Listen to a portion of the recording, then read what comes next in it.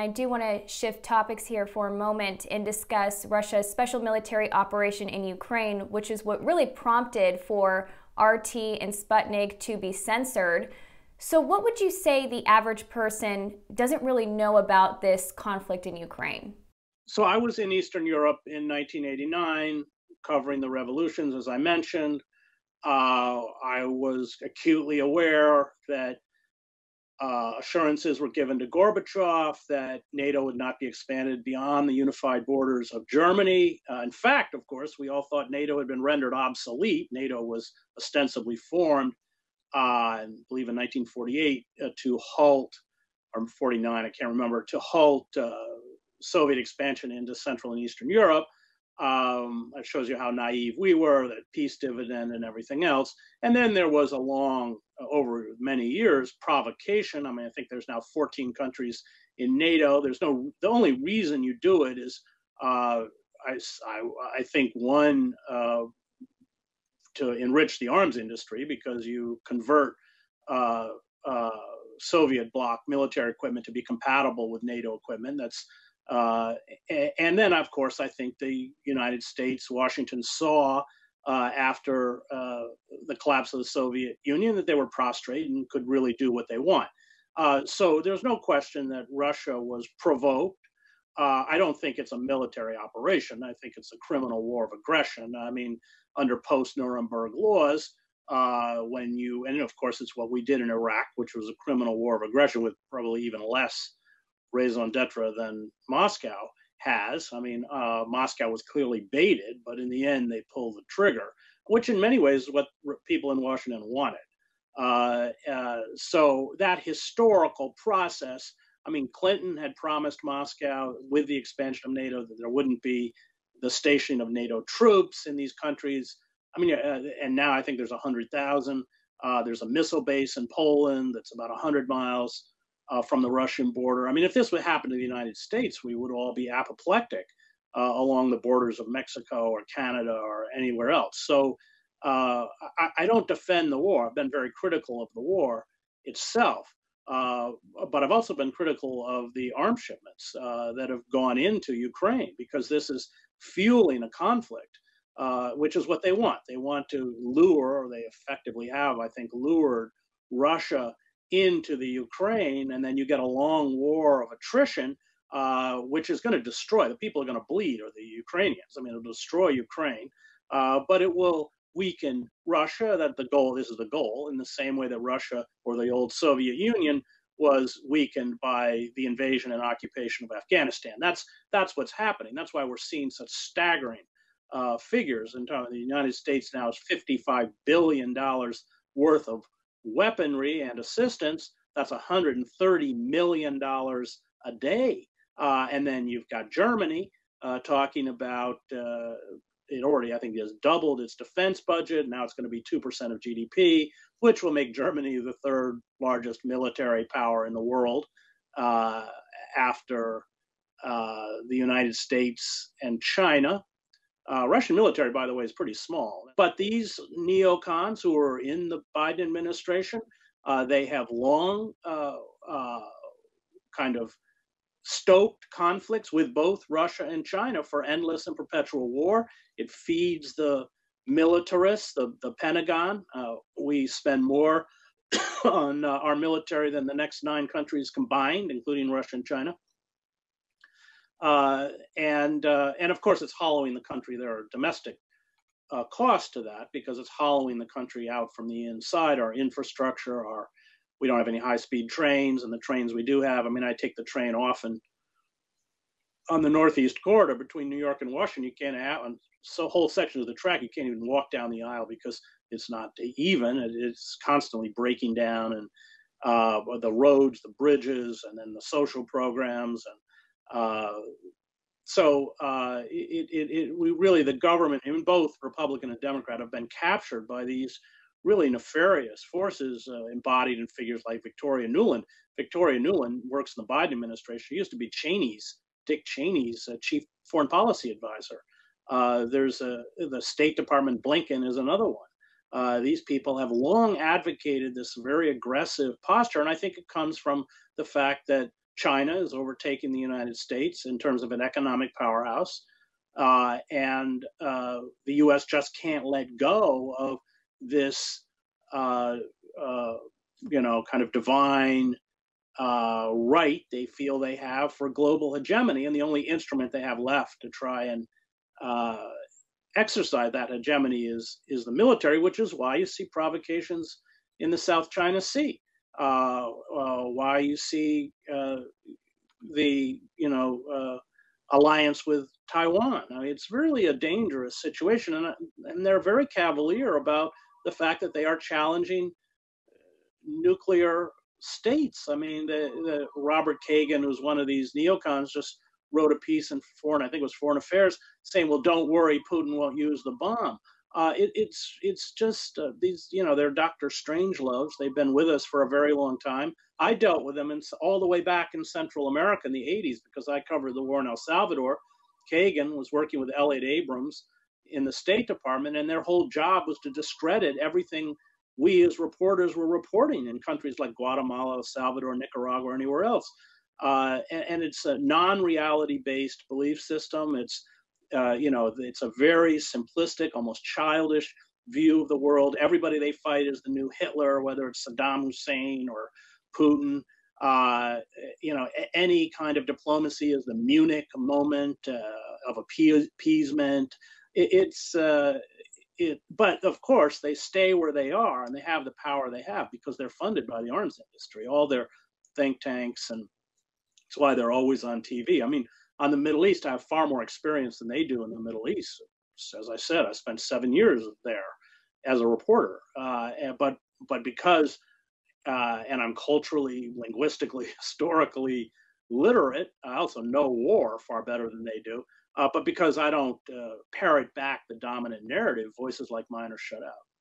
Do you see Russia surpassing the United States in the Western world after this conflict comes to an end? Because if we look at the sanctions that have been placed on Russia, they have really backfired, and this especially happened when Russian President Vladimir Putin made the decision to sell Russian gas against rubles. This really increased the value of the ruble against the US dollar and also the euro. So what are the implications looking ahead when it comes to the economy? Well, the Russian economy isn't that strong. It's rich in natural resources, but it's not rich in manufacturing. But what you've done is build an alliance with China. Now, which again, I mean, the entire Cold War effort by the West was to avoid an alliance with China and Russia to maintain that Sino-Soviet split. So, ironically, what they've done, I think that's why figures like Kissinger have been so critical of what's happening in Ukraine, is you built an alliance. You built an alliance with a country like Russia, which is rich in natural resources, and then which China needs, and then China, which is now rapidly becoming the dominant manufacturing center in the globe. Which we also mentioned India. I mean, India is also buying oil from Russia. I mean, all sorts of states are just not playing the game. So yes, that in that sense, it has backfired. I think what I find so distressing, and they've been quite upfront about it, is that the sanctions are really have one intent, and that's to remove Putin. That's it. And they're going to punish Russia in their ideas to get rid of Putin. Well, it didn't work too well in Venezuela. Juan Guaido, they still, ridiculously call the president of. So I don't know that it's going to work. I don't think it's going to work. And there's no going back. I mean, it's very hard, given the kind of rhetoric and the kind of policies that have been implemented against Russia, to ever rebuild a relationship. But what you're seeing is the acceleration of a multipolar world. Of course, the death blow, and China and Russia are acutely aware of this, is destroying the SWIFT system. This is where because the dollar is the reserve currency, largely, and because the international transfer of money is through SWIFT, and the U.S. controls it, this inflates the value of the dollar. If SWIFT can be replaced and the dollar is no longer the reserve currency, and of course we've seen that move forward with the use of the rubles, and not just in I think Hungary and other countries are all paying in rubles, and isn't Germany? I think isn't there some kind of strange bank agreement or now where technically they're really paying in rubles? So, and that's the death blow of the American empire. And you go back to the 1950s and you look at what happened when the pound sterling was dropped as the world's reserve currency. The currency, not only does the currency decline in value significantly, but then nobody wants U.S. Treasury bonds. And the American empire is funded on debt. All its wars are funded on debt. And that would see a massive contraction of the American empire, 800 military bases abroad. You just can't sustain it. And so I think that if you want to be kind of very cynical about it, in terms of perpetuating U.S. hegemony, the policies that they have carried out towards Russia and towards China, that China's kind of next on the target list, that has actually weakened and is weakening the American empire. One thing that we have seen recently, which is quite unusual, is Finland and Sweden sharing their plans to potentially join NATO. Is this perhaps because neutrality is no longer an option? I mean, neutrality should be the option. I mean, Ukraine should be a neutral country. That would make sense in a geopolitical world. Russia has every reason, because of historical trauma, to want countries on its border to be neutral. It was invaded 3 times in the 20th century. World War I, of course, and then in World War II, and with 2 times in the 20th, and then go back to the 19th with Napoleon. So 3 times. Sorry.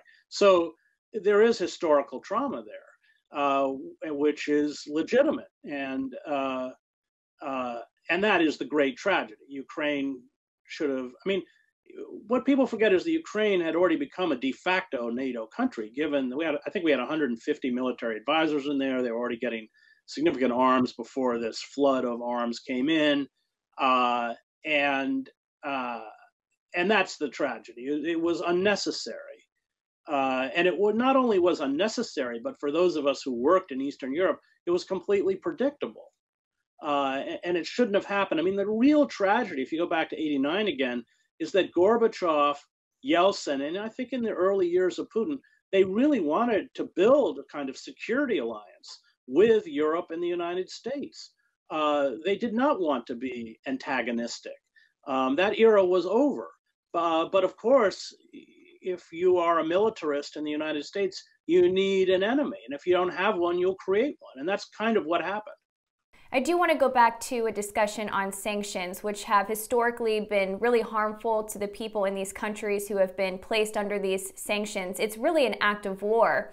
But as I mentioned earlier, the sanctions coming from the EU placed onto Russia have come to the detriment of citizens within these European countries, and in Germany in particular. The price of gas and the cost to heat one's house come the winter could be extremely high. This is going to have a really negative effect on the citizens within the Eurozone. So isn't it true, though, that the governments, say the German government in particular, has a duty to the German people who will unfortunately be impacted by these sanctions? And why implement these sanctions just to please the United States?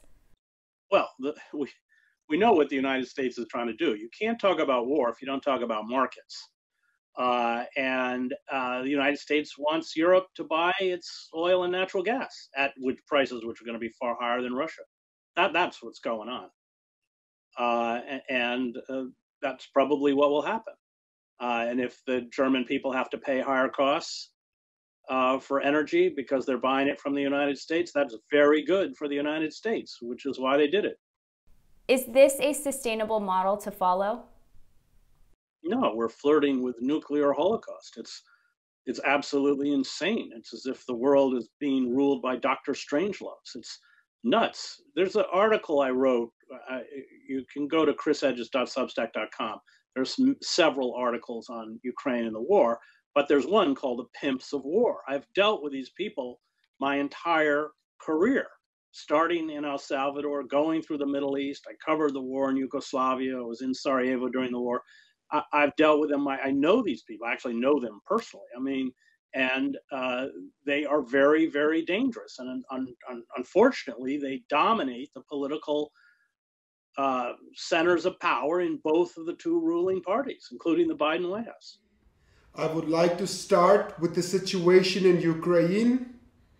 The war in Ukraine has been going now for 111 days, and Russia is focusing mainly on the eastern regions. Western countries led by the United States are supporting Ukraine financially and military with modern missile launchers, helicopters, armored personal carriers, anti-aircraft missiles. Even Germany decided in April to break with its policy of only sending defensive weapons and is now supplying Ukraine with offensive weapons. How do you assess the policy of the US and its allies so far?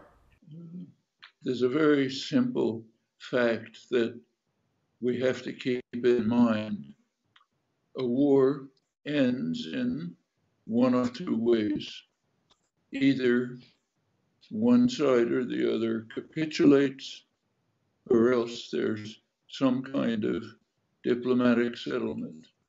That's a truism. Can't debate it. What's a diplomatic settlement? A diplomatic settlement is something that each side tolerates, even if they don't like it. That's the nature of a diplomatic settlement. Now let's look at policy. US policy, which guides NATO, is to refuse a diplomatic settlement. Therefore, that's very explicit. It was recently reinforced at the Ramstein Air Base in Germany, where the United States called together the NATO powers and others called the contact group and basically laid down the directive. The war must continue until Russia is severely harmed, in fact, harmed so severely that it will not be able to undertake any such aggression again. Now, you think about that for 30 seconds, it means Russia must be harmed more than Germany was at the Versailles Treaty, because that obviously wasn't enough to stop Germany from returning to aggression. So that means Russia has to basically be, can't even describe it, maybe something like the Morgenthau Plan, which was not accepted, but was an effort to turn Germany into an agricultural society. Well, that so much is logic. Let's turn to fact. Fact is, Russia is never going to accept this. Never. If that's the position that NATO is taking, then Russia will certainly use the weapons that we all know it has to devastate Ukraine and set the stage for a possible nuclear war which may wipe out everything. That's official policy, official US policy. Well, there is an alternative. Try to seek a diplomatic settlement. Now, before the invasion, that was quite possible, but as the US publicly stated, State Department stated, we will not take into consideration any Russian security concerns. No concerns about joining NATO in particular. In fact, US policy was to move toward what was called an enhanced program for laying the stage for Ukrainian integration into NATO. Every high US official who knows anything about Russia for the last 30 years, long before Putin, has made it very clear to Washington that Ukraine joining NATO is a red line that no Russian leader will ever accept. Yeltsin, Gorbachev, Putin, anyone. Well, George Bush II, the first George Bush, lived up to that. The second George Bush dropped it. He invited Ukraine into NATO. That was vetoed at the time by France and Germany, sensibly. But US power is so overwhelming that it stayed on the agenda. And now it's moving forward. Well, that means no diplomacy. That alternative is what I just said. Russia will, if the need comes to that for them, may not. They will use the weapons that, of course, they have. We all know that, to devastate Ukraine, set the stage for international war. That's basically the situation as it now stands. So just talking about sending weapons is okay. Ukraine needs weapons to defend itself, but it's missing the major point. Can we prevent total devastation? And there's only one way to do that. That's by pursuing diplomatic options. They have narrowed now. They were broader before the invasion. Now, of course, they've narrowed, but still there's some openings. The war has also driven up military spending in Western countries and increased calls for other countries such as Sweden, Finland, etc. to join NATO. Germany is now investing 100 billion euros in its own military, including buying American F-35 stealth fighter jets that can also carry nuclear bombs capable of attacking Russia. Can you tell us about the impact that military spending at home and abroad has? And will NATO expansion serve to protect the West? Well, there's an interesting situation developing in the Western European countries, Sweden, Finland, Germany, others.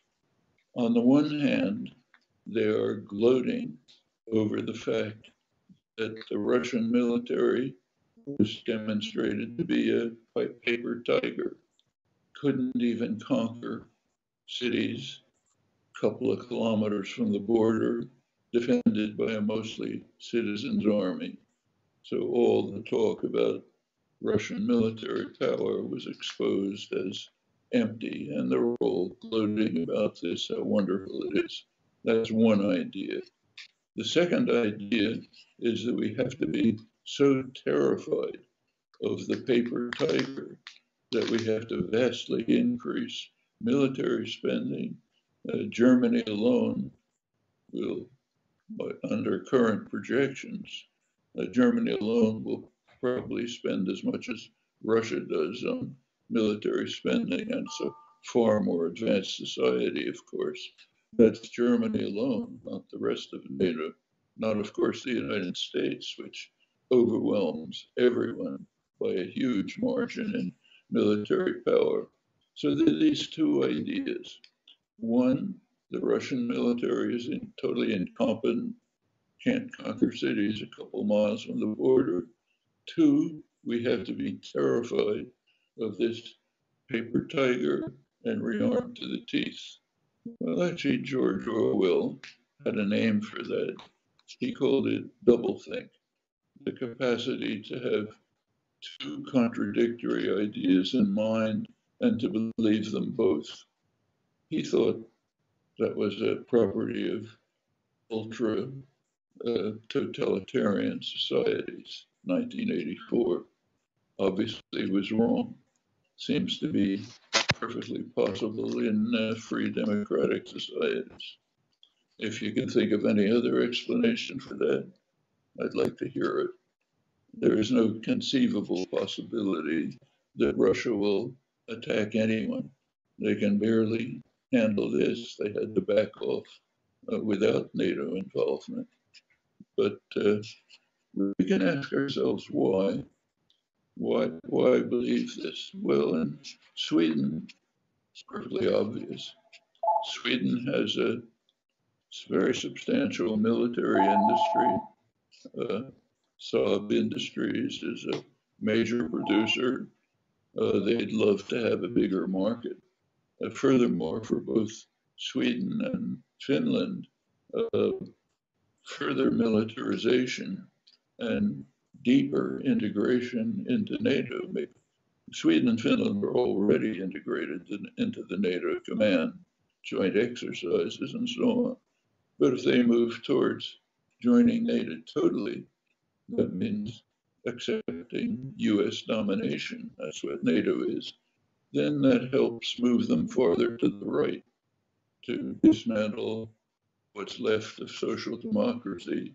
And of course, powerful business forces, right-wing forces in both countries are delighted at this.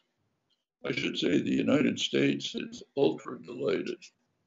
Putin, apart from the criminal aggression, also acted very stupidly. What he did was drive Europe into Washington's pocket, the greatest gift he could give to the United States. All through the Cold War, there have been basically two options for NATO. One was what's called the Atlanticist option, join NATO, become subservient to the United States, kind of a vassal community. Second option was for Europe to become an independent force, sometimes called a third force in international affairs. That's de Gaulle, Willy Brandt's Ostpolitik, Gorbachev's Common European Home. Actually, George Bush the First proposed a partnership for peace, which was not very different from this. Clinton dismantled it when he violated Bush's promise not to expand NATO to the east. And then the second Bush violated it radically when he invited Ukraine into NATO. But these options were still available before the invasion. Emmanuel Macron had made some tentative gestures towards accommodation. Putin, in his stupidity, totally rejected them and instead drove Europe into the hands of NATO. From the Russian point of view, utter imbecility, apart from the criminality of the invasion. But the United States is utterly delighted. If you go to the offices of Lockheed Martin, they're euphoric. Finally, they've been trying for years to get Europe to raise its military spending. They wouldn't do it. They've also been trying to get Germany to end Nord Stream, but it didn't get anywhere. Now Russia has handed it to the United States on a silver platter. I mean, from Russia's point of view, apart from the criminality of the aggression, it's completely stupid. But that's the way small groups of autocrats behave. Russia is now apparently run by a little clique of tough guys in Putin's closed circle. They're interested in themselves. It's a kleptocracy. They're robbing the country blind. That's all they're thinking about. And they couldn't think through the fact that they are handing the United States a major gift. The United States is euphoric. Fossil fuel companies are delighted. They can now increase fossil fuel production, wrecking the environment, destroying the prospects for human life, and they're even praised for it. What could be better? So Putin it's almost unbelievable, the stupidity. Understanding the situation in a historical context like you are attempting to do, or even talking about the dangers of nuclear war is quickly dismissed as whataboutism or peddling Putin talking points or justifying the Russian war. This has been happening on the mainstream media as well as social media. It seems that the only answer we can give right at the moment is to escalate it. How can we overcome this discourse of trying to justify the Russian invasion when, for example, you are trying to, and many others are trying to simply provide context and the role that the West is playing? Well, one of the very striking features of the modern age is the serious decline in simply rational discourse. The kind of commentary that you hear across the board is just unbelievable. So one of the leading figures apart from the official US policy, you find people like Richard Haas, major figure in foreign policy, the Council of Foreign Relations and so on, making speeches in which he says, we have to ensure that Ukraine wins the war. You hear the same from people in Germany. What does that mean? How does Ukraine defeat Russia?